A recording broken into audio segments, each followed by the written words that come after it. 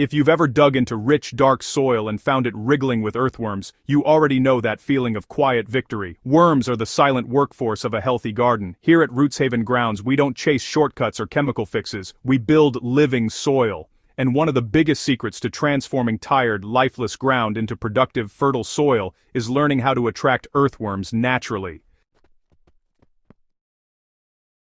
Earthworms don't just live in good soil, they create it. As they move through the ground, they open up channels that improve drainage and aeration. Their castings, which are basically worm manure, are one of the richest natural fertilizers on Earth. They contain plant-available nutrients, beneficial microbes, and organic compounds that improve soil structure.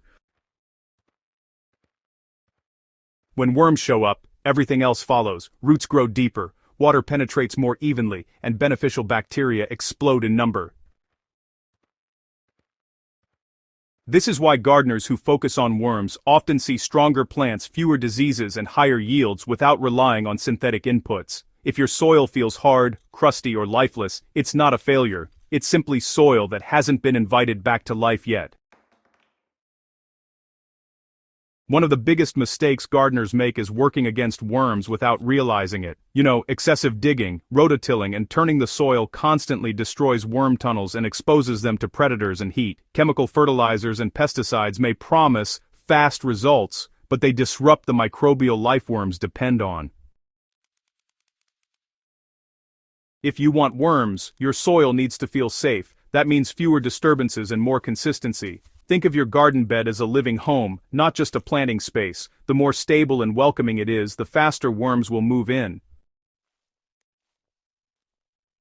Earthworms come for food, and their favorite food is decaying organic matter. This is where most transformations begin. Leaves, kitchen scraps, compost, grass clippings, aged manure. These materials don't just feed plants, they feed the soil food web. When you regularly add organic matter to the surface of your soil, worms will come up to feed at night and, slowly pull that material down into the ground. This is how soil builds itself naturally, layer by layer. The key is consistency. One heavy application followed by months of neglect just won't do much. Small, regular additions create a steady food supply that encourages worm populations to multiply and stick around. If there is one practice that separates struggling soil from thriving soil, it's mulching. A thick organic mulch keeps the soil cool, moist, and protected from harsh sun and heavy rain. Worms need moisture to survive, and mulch, well, it creates the perfect microclimate for them. So, straw, dry leaves, shredded cardboard, grass clippings, or even wood chips all work when used correctly. Over time, mulch breaks down and becomes food, while also preventing weeds and reducing evaporation. Many gardeners are honestly shocked by how quickly worms appear once mulch becomes a regular habit. It's not magic, it's just biology doing what it does best. So, earthworms actually breathe through their skin, which means, moisture is absolutely non-negotiable for them. If the soil gets too dry, worms will either dig much deeper or just leave entirely. But when the soil stays consistently moist, they'll hang out right near the root zone, which is where they do the most good for your plants. Now this doesn't mean you should overwater. What you really want to do is water deeply, but less frequently, so the moisture has a chance to soak in instead of just running off the surface. Mulch is super important here too because it helps the soil hold onto water a lot longer and really cuts down on stress during those hot spells. Compost is often treated as just a nutrient source, but honestly, its real power lies in biology. Good compost is absolutely alive with microbes, fungi, and organic compounds that worms just love. When you add compost to soil, it acts kind of like a welcome mat for earthworms. Surface-applied compost is, especially effective. Instead of digging it in, just spread it gently and let the worms do the work for you. They'll incorporate it naturally, improving soil structure without disturbing the existing life. It's really amazing how hands-off this approach can be. So, This hands-off approach actually leads to stronger soil over time, and honestly, it means less work for you in the long run. You know, you don't need a worm bin to feed worms. Just burying kitchen scraps shallowly or placing them under mulch lets worms access them safely. Things like vegetable peels, coffee grounds, crushed eggshells, and leftover greens are especially effective. The trick is moderation. Too much food in one spot can attract pests or create odors. Small amounts spread out over time are far more effective and sustainable.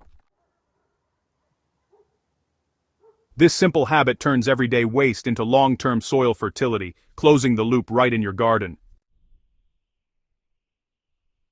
Bare soil is dead soil. Worms thrive where roots are present because roots feed microbes, and microbes feed worms. Cover crops like clover, vetch, or even volunteer weeds allowed to grow temporarily can dramatically improve worm activity.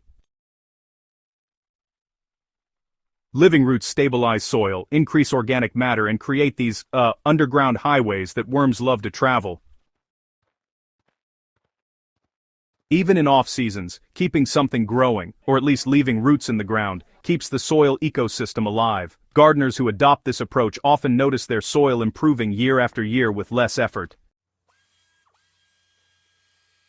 Overnight doesn't mean magic.